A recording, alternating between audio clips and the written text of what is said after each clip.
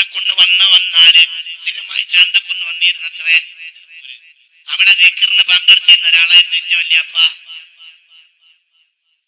ഞാൻ വല്യാപ്പ പറയും, ദിക്റൊക്കെ വലിയ രസാ, ചോറ് വേണവരെ ദിക്റല്ലേടാ. ദിക്റ് എന്താ ദിക്റ്? തവളയും മക്കളും ഹാളർ, തവളയും മക്കളും ഹാളർ, തവളയും മക്കളും ഹാളർ, തവളയും മക്കളും ഹാളർ, ഇലാഹി അന്ത മഖ്സൂദി. തവളയും മക്കളും ഹാളർ, തവളയും മക്കളും ഹാളർ, തവളയും മക്കളും ഹാളർ. അന്ന് എനിക്കത് മനസ്സിലായിരുന്ന, ഇന്ന് എനിക്ക് അതിന്റെ മനസ്സിലാവും. ഇന്ന് ഞാൻ കേട്ട ചിരിക്കൂല. അതാണ് ഏറ്റവും വലിയ ദിക്ർ. എന്തുകൊണ്ട്? തവള എന്ന് പറഞ്ഞാൽ കണ്ടാൽ അറപ്പ് തോന്നുന്ന, തൊട്ടാൽ അറപ്പ് തോന്നുന്ന ജീവിയ തവള. വലിയ സ്വയം അള്ളാന്റെ മുന്നിൽ വിശേഷിപ്പിക്കാണ്, ഞാൻ നിന്യനാണ്, ഇതിന്റെ കുട്ടികളാണ്, ഞങ്ങൾ നിന്റെ മുന്നിൽ ദലീലാണ്. ആരോട് പറയണത്? അള്ളാഹിനോടാ പറയണത്. അതന്നെയാണ് അബ്ദിയത്ത്. രാജസ്ഥാനല്ല, അതിൽ അല്ലാഹു അക്ബർ എന്ന വാക്കുണ്ട്. ഈ വലിയവനും ഞങ്ങൾ ഇപ്പോഴും പോയി തവളണത്രേ ഉള്ളൂ.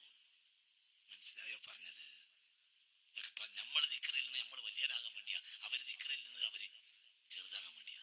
നിങ്ങൾക്ക് പറഞ്ഞത് മനസ്സിലായത്? അന്നവിലായിട്ട് ചിന്തിക്കാൻ പറ്റുക. നമ്മളെ പിന്നെ ബീരാനോലിയ പാപ്പാനെ പറ്റി കേട്ടിട്ടുണ്ടാവും നിങ്ങള്. അമ്പമുതിൽ മറവിയപ്പെടുത്ത വലിയ സൂഫി വര്യനായിരുന്നു ബീരാനോലിയ പാപ്പ. അദ്ദേഹം ഒരു പ്രദേശത്ത് വന്നാല് ഞാൻ അദ്ദേഹത്തെ പറ്റി ഒരു പുസ്തകം എഴുതാൻ വേണ്ടി പഴയ ആൾക്കാരോടൊക്കെ ചോദിച്ചിരുന്നു. അപ്പൊ ഒരാളോട് ചോദിച്ചു, കുറെ പ്രായമുള്ള ഒരാളോട് ചോദിച്ചു, നിങ്ങൾ ഔലിയ പാപ്പാനെ കണ്ടിക്കണോ ചോദിച്ചു. ആ കണ്ടിക്കണ കാരണം. എന്താ മൂപ്പരെ പറ്റി അഭിപ്രായം എന്ന് ചോദിച്ചു. അയാൾക്ക് പിരാന്തയെന്ന് പറഞ്ഞു. പിരാന്തയെന്ന് തോന്നുന്നു. അപ്പൊ എന്താ അങ്ങനെ പറയാൻ കാരണം എന്ന് ചോദിച്ചു. അതെന്താ വെച്ചാ മൂപ്പര് ഒരു സ്ഥലത്ത് വന്നാല് ദിക്റേലിച്ചു. എന്താ ദിക്ർ പറയുന്നത്? നെല്ലും പൊത്തും ലായില, കാളയും പോത്തും ലായില, പെണ്ണും മണ്ണും ലായില, ഇതാ ചെല്ലിക്ക. അപ്പൊ ഞാൻ പറഞ്ഞു, പടച്ചോനെ ഇതെന്നല്ലേ ചെല്ലിക്കേണ്ടത്?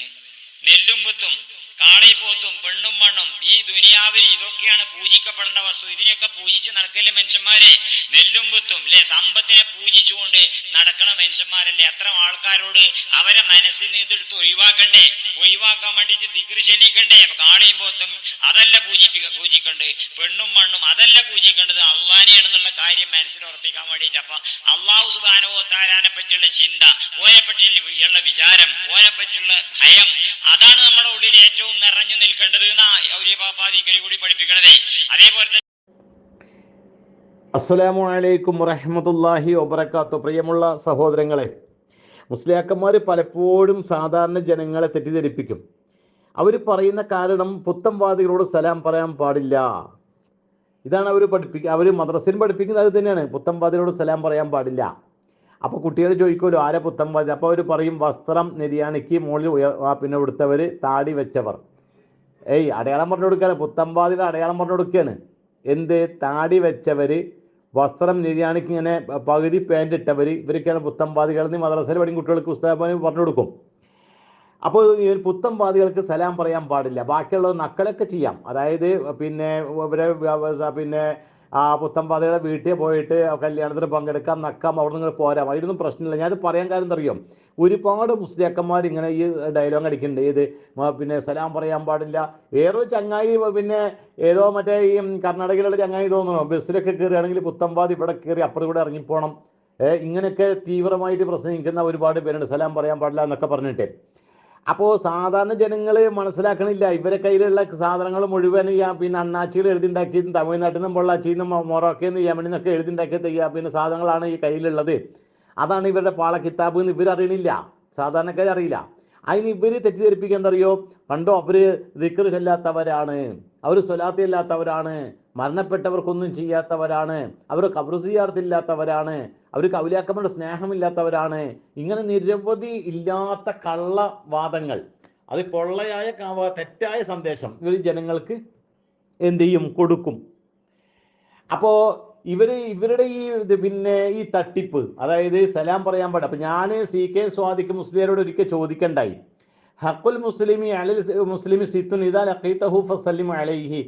മുസ്ലിങ്ങൾ തമ്മിൽ പാലിക്കേണ്ട കടമകൾ 6 അപ്പോൾ അതിൽ ആദ്യത്താണ് കണ്ട സലാം പറയണം എന്നുള്ളത്.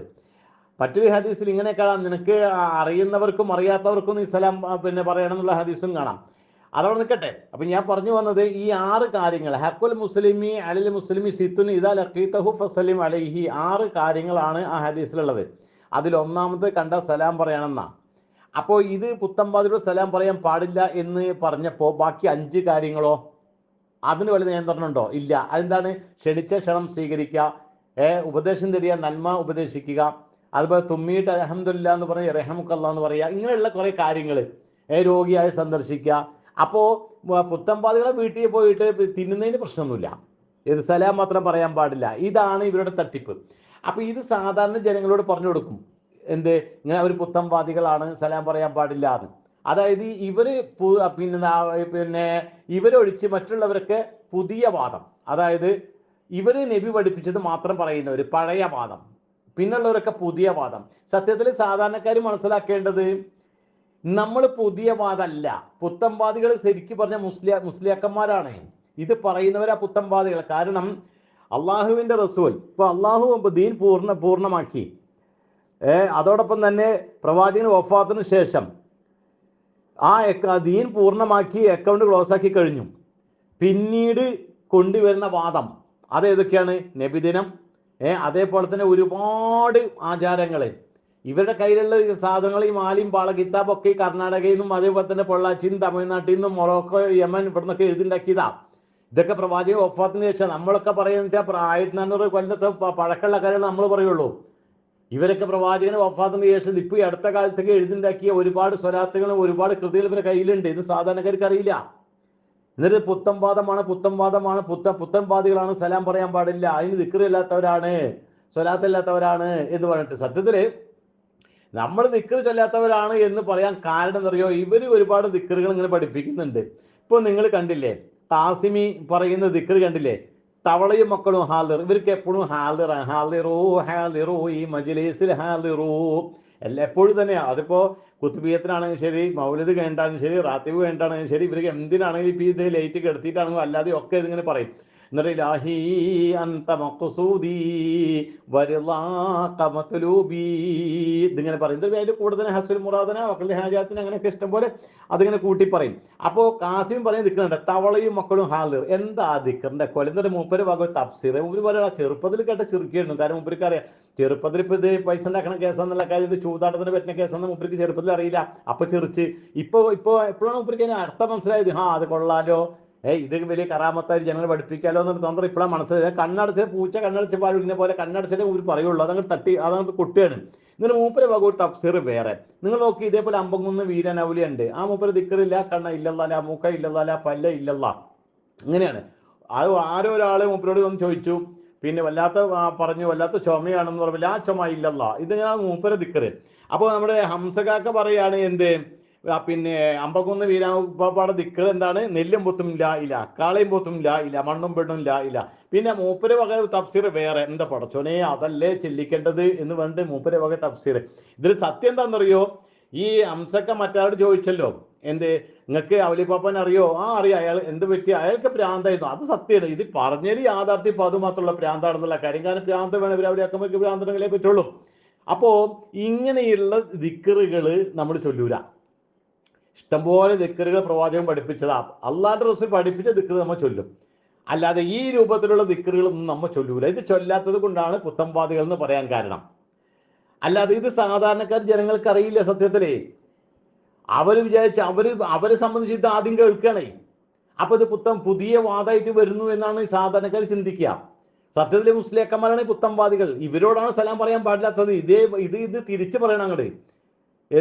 അവരോടാണ് സലാം പറയാൻ പാടില്ലാത്തത്. കാരണം പ്രവാചക വഫാത്തായതിനു ശേഷം, ദീൻ പൂർണ്ണമാക്കിയതിനു ശേഷം പിന്നീട് മതത്തിൽ കൂട്ടിയതും ഇവരുടെ മുസ്ലിയാക്കന്മാരും ഔലിയാക്കന്മാരൊക്കെ എഴുതി തയ്യാറാക്കിയതും പിന്നെ തമിഴ്നാട്ടിൽ നിന്നൊക്കെ എഴുതി ഇറക്കുമതി ചെയ്തതും ഊരും പേരും ഇല്ലാത്ത ഗ്രന്ഥങ്ങൾ എഴുതിണ്ടാക്കി പുതിയ വാദമായിട്ട് വന്ന ആരാ? അത് മുസ്ലിയാക്കന്മാരാണ്. അപ്പൊ സലാം പറയാൻ പാടില്ലാത്ത ആര്? ഈ വകുപ്പിനോടാണ്. ഇത് ജനങ്ങൾക്കറിയില്ല.